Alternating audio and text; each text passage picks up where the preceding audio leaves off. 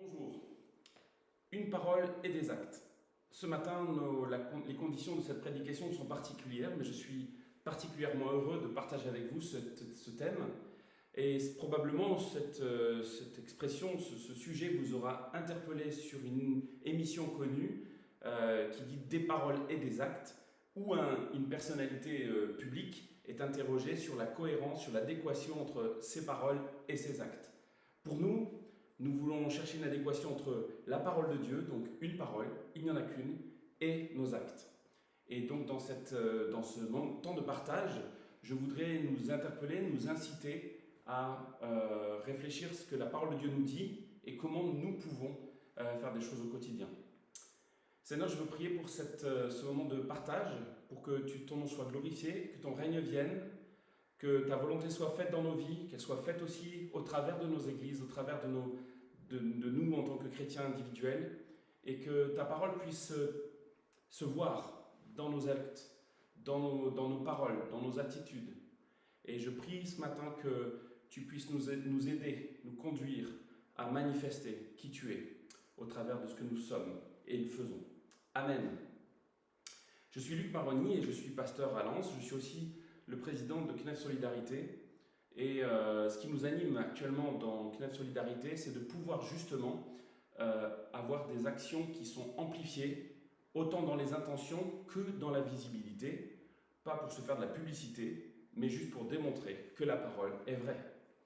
Et donc, ça va aller un peu dans ce sens-là, dans ces moments de partage. Alors, un premier texte que nous lisons ensemble, ne vous contentez pas d'écouter la parole, traduisez-la en actes.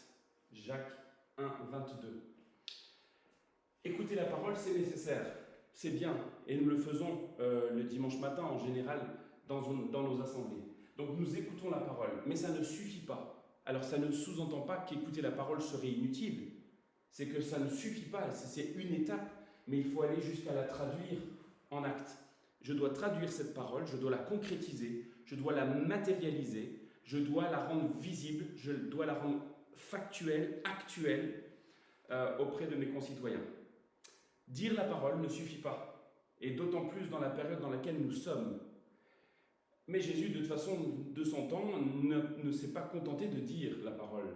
Il n'a pas incité ses auditeurs à ne faire qu'écouter. En permanence, il les a incités à traduire cette parole en action. Et donc, nous voulons ensemble partager ici ce matin cette réalité et la traduire dans notre quotidien. Un premier point, c'est que nous sommes dans une ère de post-vérité, et donc plus que jamais, au milieu du vrai et faux, du faux vrai ou du fake news, comme on dit aujourd'hui, il nous faut incarner cette parole, et il faut que nous puissions la traduire de façon visible, encore une fois. Alors, les marqueurs de cette ère post-vérité, il y en a 5, on pourrait donner beaucoup plus, on pourrait parler pendant 2 heures juste de cette question d'ère post-vérité. Bien sûr, je ne vais pas le faire ce matin, mais c'est pour vous dire qu'il y a de la matière, il y a de nombreux écrits sociologiques, anthropologiques sur cette question, et bien sûr politique à chaque fois dans le mot global, dans le sens global du terme. Alors ces marqueurs, nous sommes pile dans cette génération, puisque c'est depuis 2017 qu'on parle de post-vérité de façon mondiale, et de nombreux écrits, de nombreux livres ont été écrits 2017, 2018, 2019 et 2020 pour expliquer là où on en est aujourd'hui. Donc nous ne sommes plus en post-modernité, mais en post-vérité. Alors ces 5 marqueurs, c'est l'incrédibilité qu'on a, que les autorités ont acquise. Elles ne sont plus crédibles. Donc les autorités religieuses, ça on le savait depuis fort longtemps, et elles ont perdu leur autorité, leur crédibilité. Les hommes politiques ont suivi. On n'a plus de crédibilité, on ne croit plus à la crédibilité des paroles qu'on considère comme superficielles, relatives pour les hommes politiques. Les médias ont suivi, ça fait déjà un petit moment. Et puis, bien sûr, plus récemment, c'est la parole des scientifiques qui a perdu de sa crédibilité, et notamment au travers de la crise de la Covid que nous traversons depuis un an passé et dans laquelle nous sommes encore aujourd'hui. Donc cette incrédibilité, ce manque de crédibilité des autorités est un des marqueurs assez fort de cette ère de post-vérité. On n'a pas attendu cette ère de post-vérité pour pour perdre de la crédibilité dans les autorités, bien évidemment, mais c'est ce que les observateurs notent à quel point c'est devenu une réalité et à quel point c'est marquant, puisqu'il y a toutes les autorités qui sont concernées. Le deuxième marqueur qu'on pourrait retenir, c'est ce qu'on appelle la politique divertissement. Alors, normalement, c'est un mot anglais, donc c'est pas très clair quand on traduit en français dans ce sens-là. Et donc, ici, encore une fois, c'est le mot politique dans le sens général. La façon d'organiser la société qui est beaucoup liée au divertissement. Au point qu'on fait même de la politique spectacle. Donc, on va dire, c'est de l'amusement, c'est une société d'amusement. On peut aimer s'amuser, on a le droit de s'amuser, attention, mais voilà, c'est l'excès d'amusement et le fait que ça en devienne un dieu. Et c'est pas d'aujourd'hui non plus, mais c'est un marqueur très fort qui s'est amplifié depuis une dizaine d'années et particulièrement depuis 5 ans. Et puis, ce qui est très fort et qui n'a jamais été aussi vrai qu'aujourd'hui, pour le coup, là on a des choses qui existaient déjà précédemment. Là, c'est quelque chose qui est vraiment un marqueur, on va dire, presque inédit. La vérité, c'est ce que moi je crois. Et c'est ce que j'annonce, ce que je prononce. C'est ma vérité. Et je n'écoute plus les autorités puisque je n'y crois plus. Donc, comme je ne crois plus aux autorités, qu'elles soient religieuses, politiques, médiatiques, scientifiques et autres, je me fais ma propre vérité. Et en plus, elle varie selon mon humeur. Elle bouge. Et c'est ce qu'on appelle l'hyper-émotivité. Alors, c'est pareil, c'est pas tout à fait nouveau. Par contre, c'est nouveau dans la façon d'annoncer, d'énoncer cette vérité. Alors, on parle beaucoup d'influenceurs sur le web. Et donc, voilà, ça, c'est typiquement quelqu'un qui influence parce qu'il a beaucoup de followers, il a beaucoup de suiveurs sur son réseau. Et du coup, ça fait quelqu'un qui a une autorité. Alors que la personne n'a pas forcément de diplôme ou de compétences ou de crédibilité par elle-même. Mais le nombre de personnes qui la suivent crée sa crédibilité. Donc ma vérité vient s'ancrer dans ce principe-là. Et bien évidemment, ça provoque un repli sur soi qui est renforcé par les réseaux sociaux. Le repli sur soi n'est pas d'aujourd'hui aussi, mais par contre il est très marqué depuis l'émergence des réseaux sociaux. Et les algorithmes permettent justement de renforcer l'émotion qu'on a. Mon émotivité est renforcée. Oui, tu as bien raison, Luc, parce que tes copains et tes amis disent la même chose.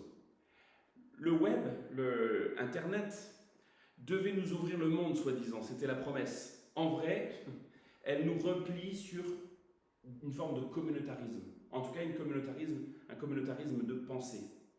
Et donc, je fais ce repli sur moi-même, et ça provoque, ça renforce ma vérité à moi. Je n'ai plus besoin de la vérité des autres. Et ma vérité à moi et celle de mes amis n'a pas besoin d'être prouvée, puisqu'on l'a dit, puisque la rumeur le dit, et puisqu'elle est amplifiée par les réseaux sociaux, alors j'ai raison. Il y a 70% de chances supplémentaires de répandre une mauvaise nouvelle, une fake news, pardon, que de propager une vérité. 70%. C'est c'est l'université MIT aux États-Unis qui a rendu cette enquête visible. Et puis enfin, le prêt à penser. On est dans une ère, donc avec ma vérité, le troisième point, et celui-ci, ce sont vraiment des marqueurs spécifiques à l'ère de post-vérité. On assiste à un glissement du prêt à penser qui existait déjà, mais depuis 5 ans qui s'est, on pourrait dire, gravement amplifié. Et donc ça fragilise la société, ça fragilise la démocratie. Alors la démocratie, c'est un système relatif, hein, mais au moins qui préserve la paix, qui nous permet de parler de la vérité, celle du Christ. Donc le prêt-à-penser fragilise le socle d'une société paisible. Je ne rentre pas dans les détails, mais ce serait très intéressant de développer ça. Voilà, en faisant cette petite liste de 5 points, c'était pour nous sensibiliser, nous alerter sur le fait que, plus que jamais, nous devons avoir une parole qui se traduit dans des actes. Puisque justement, au moment où je vais dire la vérité, je ne vais pas être perçu, je ne vais pas être entendu. Donc, quelle est mon approche en ère post-vérité? Comment je peux dire la parole de Dieu? Je vous propose ici, c'est pareil, ce sont juste des pistes Puisque Dieu est le nom majeur par lequel Dieu se présente, 6828 fois. 6828 fois, pardon. Donc, il y a un nombre inconséquent du nom de Dieu, Yahvé, qui veut dire je suis. Donc, on doit être puis faire. Notre société a souvent fait sans socle, sans fondement, sans vérité. Il faut aujourd'hui remettre la vérité avant de faire. Mais je dois faire. Ça, c'est la finalité. Enfin, en tout cas, ça doit être l'expression vivante de ce que je suis. Et ce que je suis découle de ce que Dieu est. Donc, du coup, ça, c'est une réponse dans l'ère de post-vérité. La deuxième proposition, c'est qu'il nous faut incarner ces valeurs que nous avons en Dieu. Et selon les besoins de notre société. Et alors, la Covid vient de fragiliser notre société au niveau mondial comme on n'avait jamais vu ça encore. Et c'est pas demain que c'est fini, même si nous sommes en train de déconfiner, au moment où nous parlons, on va passer un nouveau cap à partir du 9 juin. Oui, on déconfine, oui, on est heureux, oui, ça fait du bien, oui, mais le problème n'est pas réglé, vous et moi, nous le savons fort bien. Donc il y aura des besoins qui vont naître. Et puis mener des actions collectives, intentionnelles, ça veut dire avec l'intention d'influencer la société par les valeurs que nous portons en Christ. Et de façon visible, nous ne mettons pas nos œuvres sous un boisseau. La Bible parle dans Matthieu 25 d'être sel et d'être lumière. Il n'y a pas le choix entre les deux, je suis les deux, nous sommes les deux. Et le sel, pour caricaturer, parle davantage de s'incarner dans la cité, donc de faire des œuvres, la lumière étant plutôt d'attirer vers Dieu. Donc je fais les deux choses en simultané, ou en tout cas, dans l'intention, je veux absolument être visible et rendre la parole de Dieu visible. Un langage adapté. Notre société, plus que jamais, a besoin que je donne des mots adaptés. Pas des raccourcis, des fois, évangéliques. Dans Esther, il n'y a pas la mention de Dieu. C'est intéressant. Alors, c'est pas qu'il ne faut pas parler de Dieu, je ne suis pas en train de dire ça. Mais elle vit dans une société sans Dieu. Nous sommes dans une société sans Dieu, l'ère de post-vérité plus qu'à notre moment. Donc, ça c'est intéressant de relire Esther et d'être dans cette logique. Jésus qui utilise les paraboles, c'est ce qu'on utilise à l'époque de Jésus. Et donc il s'adapte à la façon de parler de son époque. Et donc il a utilisé les paraboles. Je ne vais pas rentrer dans les détails, mais tous les mots qu'il utilise, même le mot ecclésia pour dire église, est un mot dans la société qui a un poids et qui veut dire quelque chose que tout le monde entend. Ce n'est pas un mot chrétien, c'est un mot grec. Donc déjà, Jésus, juif, parlant au peuple juif, utilise un mot grec. C'est assez impressionnant. On n'a pas le temps de développer ça, mais ce serait intéressant que vous alliez regarder ça. Donc Jésus s'adapte. Mais aussi Paul, on le voit. Quand il dit, quand il est à Athènes, et puis il a parcouru la ville, et il dit ça à ses auditeurs. Écoutez, j'ai circulé, j'ai vu un hôtel à un tel, j'ai vu un hôtel à un tel, j'ai même vu un hôtel à un dieu inconnu. Vous savez quoi, je le connais. Voilà, donc avoir un langage adapté nous demande un effort, mais est efficace et efficient et renforce notre crédibilité. Toutes les fois où nous utilisons des mots qui paraissent un patois d'une autre époque ou d'une forme de communautarisme, fait peur et fait fuir. Étudiez ce que Jésus a dit tout le temps de son passage sur la terre. Il a en permanence cherché à parler le même langage, à être au milieu des personnes pour parler et pour transmettre cette vérité. Et puis bien sûr, l'attitude de confiance totale en Christ, sans lequel je ne peux pas parler à ma société, à ma génération. Un autre texte. Que notre amour ne se limite pas à de belles paroles, on en revient encore à la question de la parole et des actes, mais qu'il se traduise, on a encore deuxième fois ce mot traduire, mais qu'il se traduise par des actes accomplis dans la vérité, la sincérité de ma personne, la sincérité de ma relation à Dieu. Donc, encore une fois, il n'est pas question de dénigrer les paroles, mais de ne pas se limiter. Notre amour ne peut pas se limiter. Je ne peux pas dire « j'aime les gens autour de moi » et que cela ne se traduise pas par des actes. On ne le penserait pas pour nos enfants. On n'imaginerait pas que nos enfants se suffisent de paroles d'amour. Non, elles se traduisent par des cadeaux, par des câlins, par de l'attention, par de l'écoute. nous devons faire la même chose pour nos concitoyens, toute proportion gardée bien évidemment. Deuxième point, donc nous recherchons le shalom. Le shalom, on le voit dans ce texte de Jérémie 29,7, recherchez le shalom de la ville où je vous ai exilé, Babylone, et intercédez auprès de l'Éternel en sa faveur, parce que votre shalom, votre bonheur, votre accomplissement, votre épanouissement est lié au sien. C'est énorme. Donc je dois prier pour Babylone, et si c'est vrai pour Babylone, c'est vrai pour toutes les autres villes de France. Si je dois prier pour Babylone, une ville idolâtre dans laquelle le peuple juif a été exilé, c'est d'autant plus vrai pour nous aujourd'hui de parler la parole dans notre contexte et donc de rechercher d'abord le bien-être. Je recherche le bien-être et j'intercède et je prie pour que l'Éternel agisse et que mon bonheur, mon épanouissement, ma paix puisse aussi se développer et prospérer. Alors le shalom a 5 sens. Alors on peut trouver jusqu'à 7 ou 8 sens selon les traductions. En tout cas ici, je m'arrête sur 5 sens qui se coordonnent à chaque fois, qui se retrouvent, y compris dans les 7 ou 8 traductions. Donc le premier, c'est la dimension spirituelle. Le deuxième, c'est la dimension sociale, enfin l'axe social.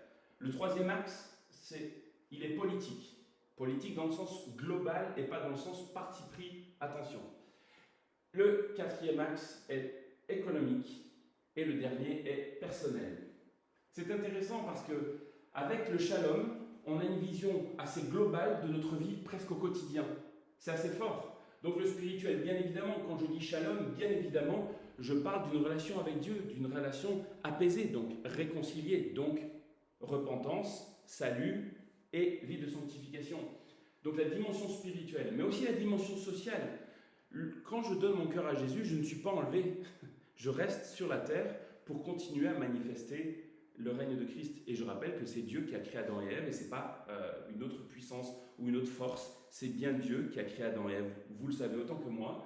Et donc, puisqu'il a créé Adam et Ève, il les a créés aussi pour des relations, et donc une dimension sociale. Il a donné à l'homme le mandat de gérer le jardin, donc il y a une dimension politique de transmission aux autres générations. Il y a une dimension économique. Dans le jardin, on plante aussi pour prospérer personnellement et être au service des autres. Les mots qui sont utilisés dans le mandat culturel, c'est-à-dire quand Dieu donne le jardin à Adam et Ève pour qu'ils le gardent et le cultivent, les deux mots ont une connotation économique, politique et sociale. D'emblée, les trois mots sont dans cette logique. Et bien sûr, puisque ça découle de Dieu, forcément, la dimension spirituelle est déjà là. Alors, le shalom, donc on va s'arrêter rapidement. La première dimension, c'est la dimension, enfin le premier axe est spirituel, et donc c'est se réconcilier avec Dieu. Se réconcilier avec Dieu, je ne vais pas plus loin, mais c'est important. C'est pas parce que ce n'est pas important, mais c'est comme je veux focaliser un peu plus sur les actes, je ne m'arrête pas plus longtemps. Mais bien évidemment, c'est la dimension spirituelle qui dicte les autres dimensions. Mais être spirituel n'enlève pas les autres dimensions. Bien au contraire, le spirituel, la dimension spirituelle, ma relation à Dieu, implique des conséquences dans mon quotidien et donc dans la société. Donc ça c'est 2 Corinthiens 5, 19 pour se réconcilier avec Dieu.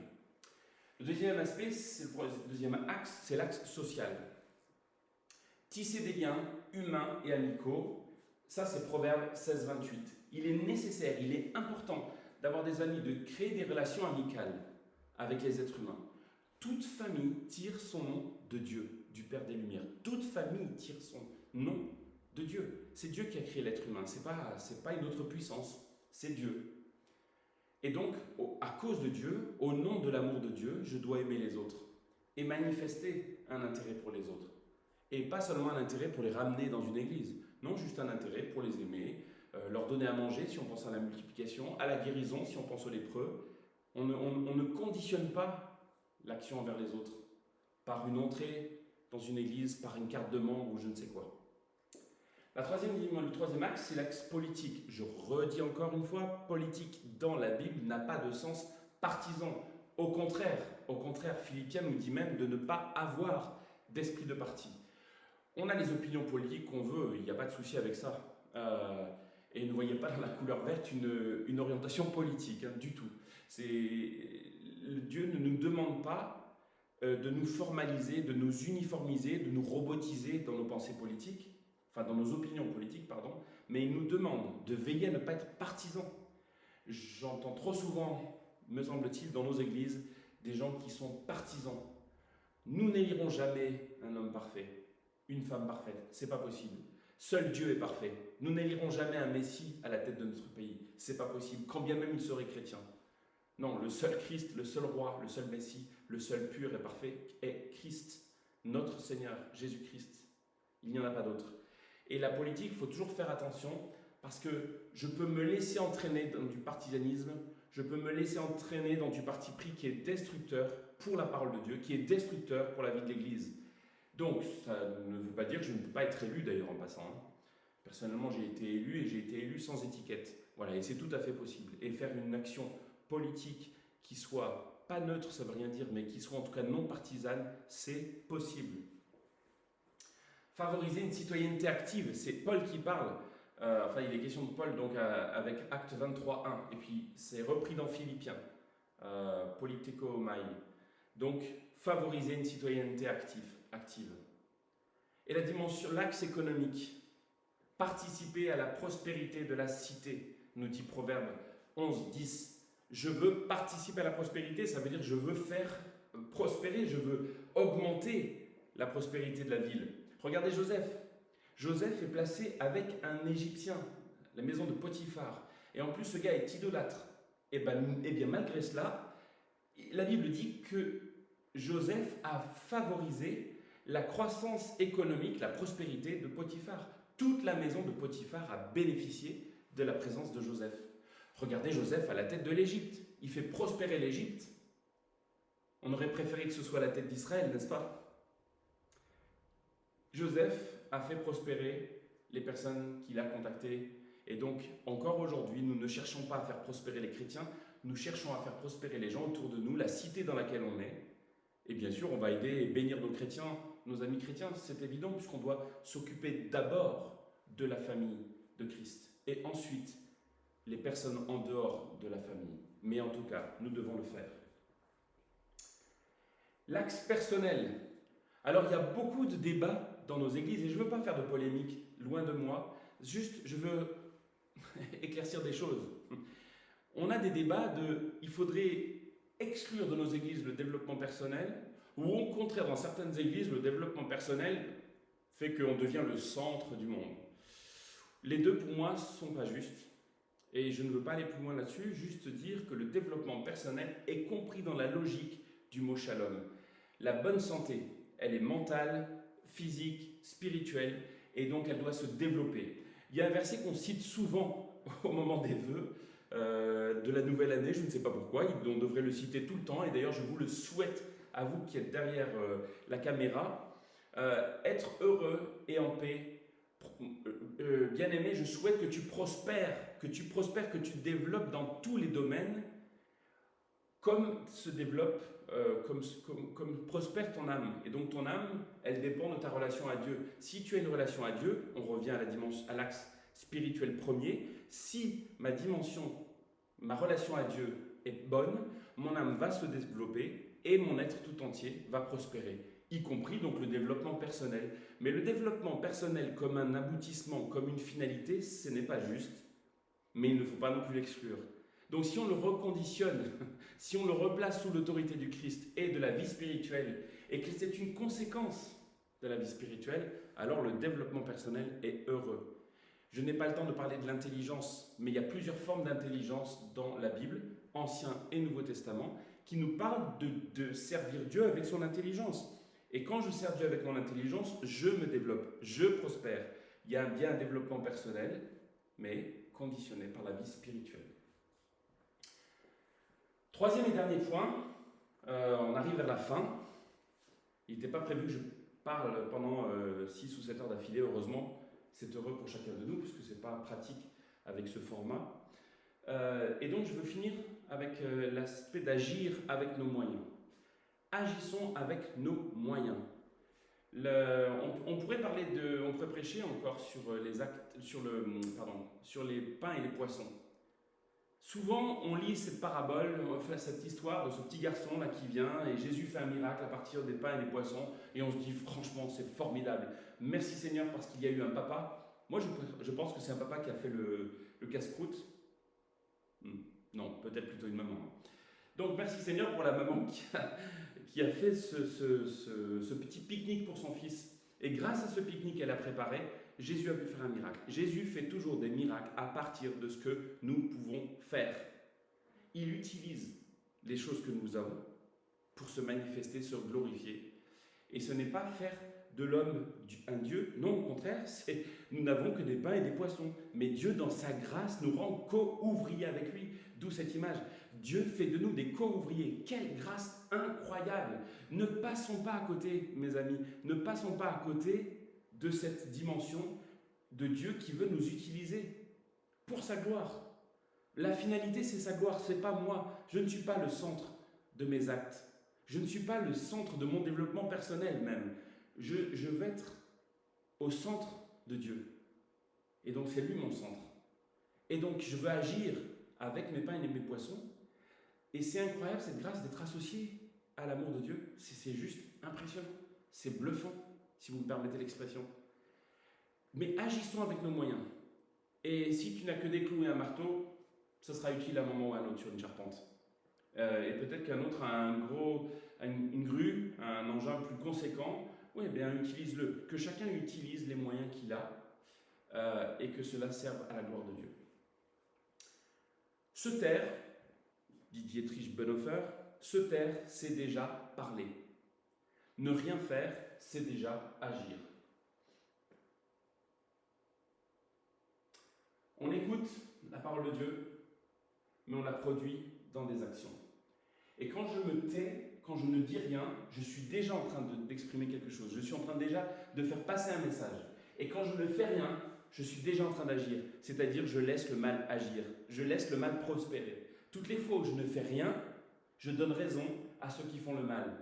Il y a plein d'autres expressions qui ont été dites d'autres façons. J'aime bien celle-ci. Donc je veux parler, mais je veux parler avec une intention, et je ne veux pas me taire, et je veux agir pour que les paroles que je dis de la part de Dieu, donc de la parole, soient actives.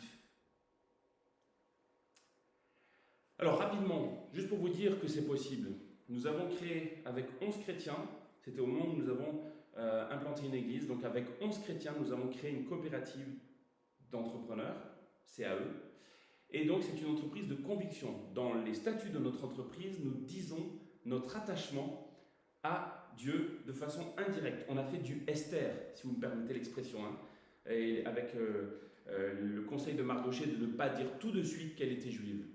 Et bien nous avons fait pareil dans nos statuts, et donc nous sommes bien une entreprise de conviction, et tout le monde sait que je suis pasteur ici, y compris mes financeurs, enfin nos financeurs. Et donc c'est une coopérative d'entrepreneurs. En 2018, on a créé un coworking. Donc ça, c'est une réponse aujourd'hui, avec le télétravail et la crise, de mettre nos bureaux à disposition de travailleurs. Il y a de quoi faire, surtout que nos églises ne sont pas beaucoup occupées en semaine, même pour la plupart, pas du tout. Ensuite, on est devenu une entreprise ESU, c'est-à-dire on a un label de l'État qui dit que nous sommes une entreprise sociale, une entreprise solidaire d'utilité sociale, pardon. Et ça, c'était donc une bonne année après le début. Et on est devenu un organisme de formation, OF, et donc nous avons eu la certification Calliope juste le mois dernier. Nous sommes associés au territoire zéro chômeur de longue durée en 2019. Et puis, nous avons créé une CJS, enfin plusieurs CJS, pour faire court, des coopératives jeunes mineurs qui permettent à des mineurs plutôt décrocheurs scolaires, pendant 2 mois, juillet et août, de faire des travaux d'utilité publique avec une rémunération faible, mais malgré tout qui est une motivation correcte pour des jeunes qui n'ont pas de boulot et qui sont plutôt en mal-être et en déshérence.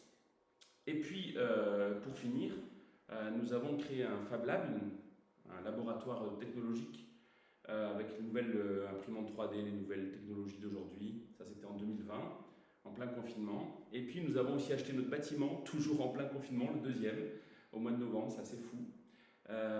Et puis, nous avons mis en place un centre de bilan de compétences, là, à la toute fin de l'année 2020.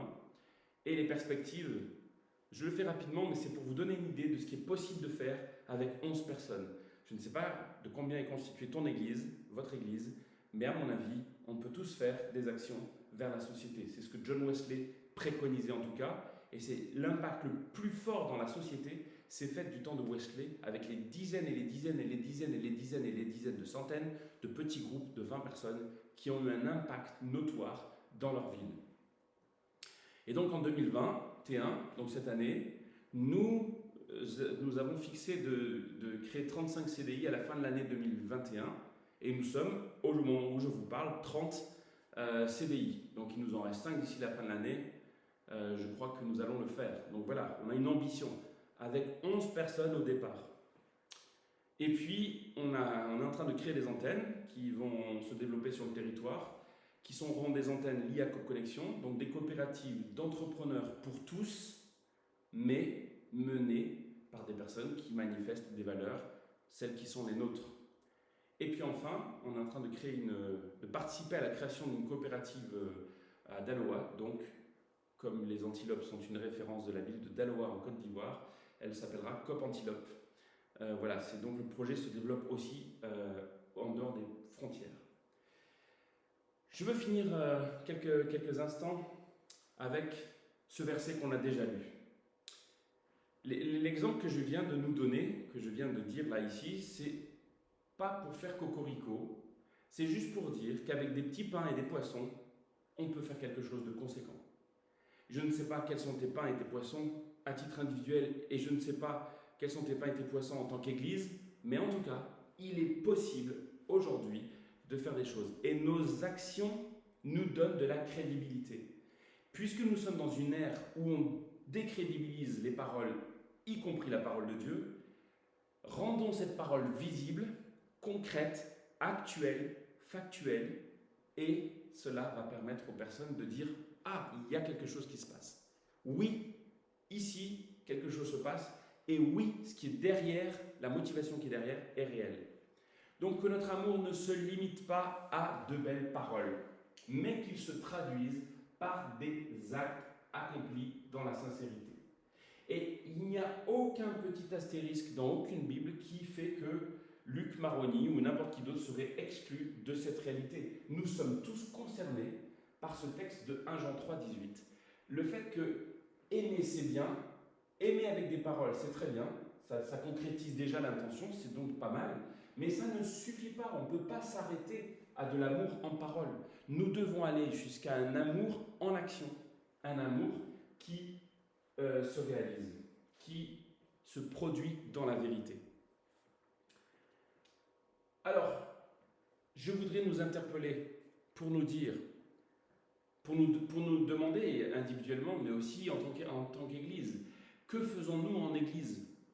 Ce n'est pas un reproche, et on ne fait pas une compétition, et on n'a pas besoin de créer une coopérative comme Luc Maroni à Lens avec 30 emplois. Non.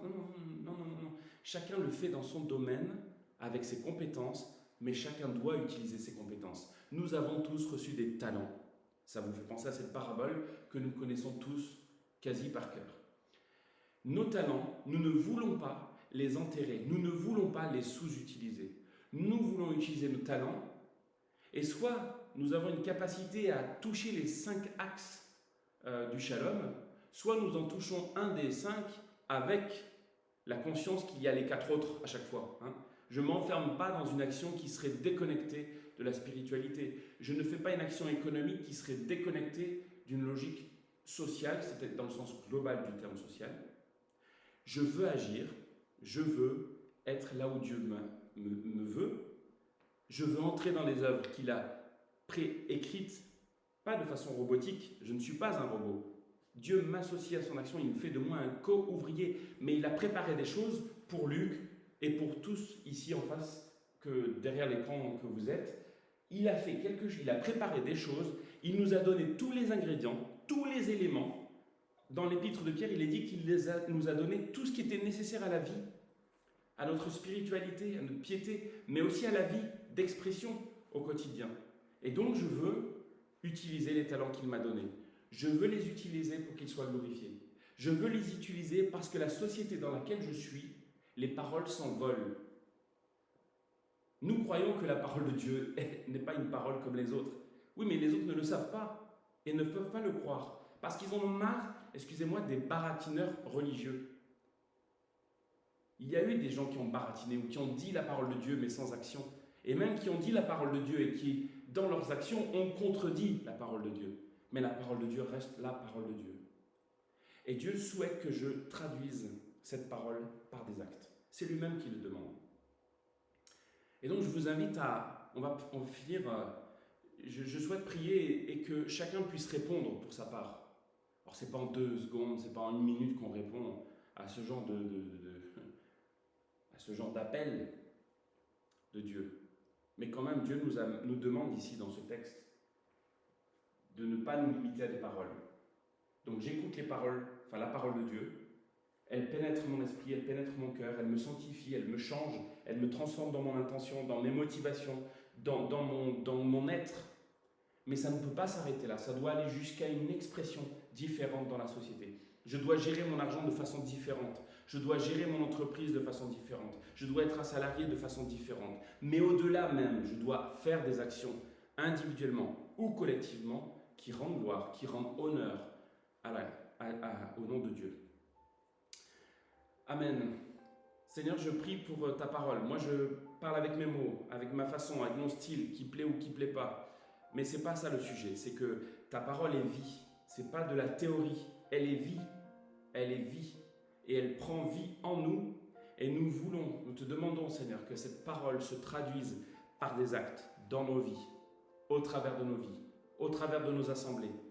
Que les personnes qui nous entourent, que ce soit des décideurs politiques, économiques, que ce soit des individus, que ce soit nos voisins, nos amis, les membres de nos familles, qu'ils puissent être au bénéfice de ces actes dans nos vies, qui se traduisent, qui se traduisent au travers de nos vies. Et comme Joseph a béni la maison de Potiphar, nous voulons bénir les personnes autour de nous, même quand elles sont sans Dieu et même quand elles sont anti-Dieu. Nous voulons les bénir parce que c'est ton amour qui s'exprime.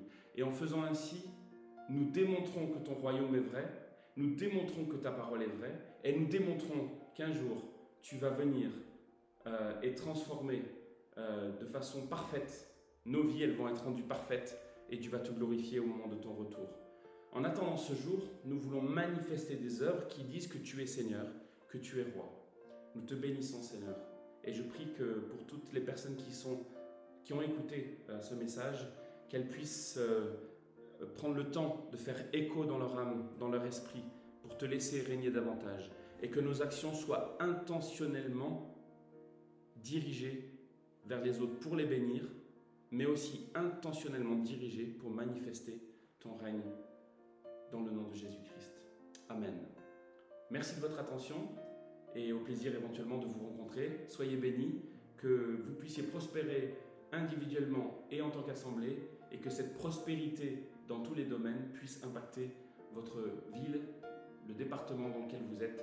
Soyez bénis. Merci. Un grand merci au pasteur Luc Maroni pour cet excellent message d'une profonde actualité. Vous pourrez reprendre ce message, comme d'habitude, vous pourrez le trouver sur notre site évangéliquedubarin.fr. Je rappelle que d'ailleurs ce culte en commun était organisé par le CNEF 67. À ce jour, dans cette association se trouvent 31 églises et 13 œuvres évangéliques du Bas-Rhin. Pour donner suite à ce message, d'emblée, je vous propose une offrande qui sera recueillie dans votre église, offrande qui sera dirigée en partie vers le CNEF national, porteur de tous ces projets, le CNEF Solidarité, dont nous venons d'entendre son président, Luc Maroni. Une autre partie sera reversée à la Banque alimentaire du Bas-Rhin. Plusieurs de nos églises travaillent en collaboration et en partenariat avec elles. Nous sommes reconnaissants au Seigneur d'avoir pu vivre ce culte en commun malgré les circonstances. Quelques sujets de prière que j'aimerais laisser sur votre cœur, et c'est aussi une façon de rester en relation les uns avec les autres. Prions pour les élus de notre département, prions pour la préfète, prions aussi pour les prochaines élections qui vont avoir lieu. Prions pour les œuvres du département ainsi que pour les églises. Prions pour que Dieu nous donne de pouvoir mettre en application ce que nous avons entendu ce matin. Relevons le défi ensemble et restons vraiment motivés pour traduire la parole dans les actes. Dans cet esprit, au nom du comité du CNEF 67, je vous souhaite toute la bénédiction de Dieu, que Dieu vous garde, que Dieu vous accompagne et vous inspire dans la mise en pratique de la parole de Dieu.